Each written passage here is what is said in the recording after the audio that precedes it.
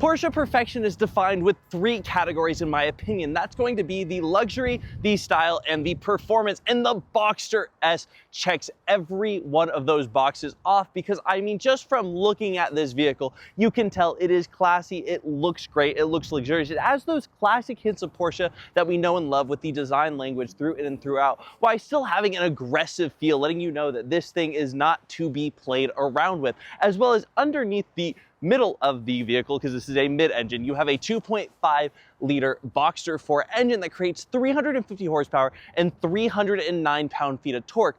It may not seem like a lot, but for this vehicle, with how light it is and how aerodynamic and how fun it is to drive, that engine does more than enough work to make this an amazing driving experience. And I mean, just overall, the Boxster is a little bit slept on in the Porsche lineup for no reason, because this is a killer car and I would love to be in one. Let's take a look on the inside and I'll show you why it's great in there too.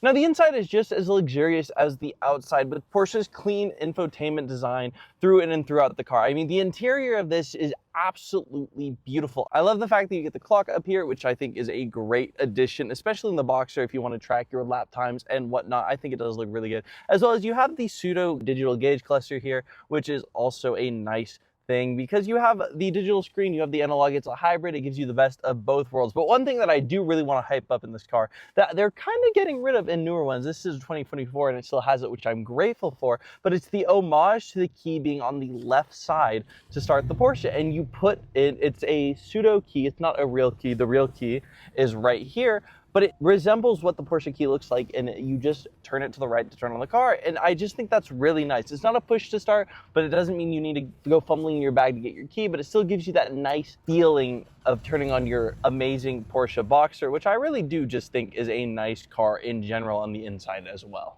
Now, the Boxster S may be underrated in some people's minds, but I think this is a slept-on Porsche for no reason, because this is absolutely fun to drive, looks fantastic, and is a little bit cheaper to get into than some of the other Porsches, making it a great option if you want to get yourself in a fast, fun, and beautiful-looking Porsche. So I'll say to you, my only word of advice is, if you're on the fence, don't kick the Boxster to the curb, because this vehicle can do way more than you expect.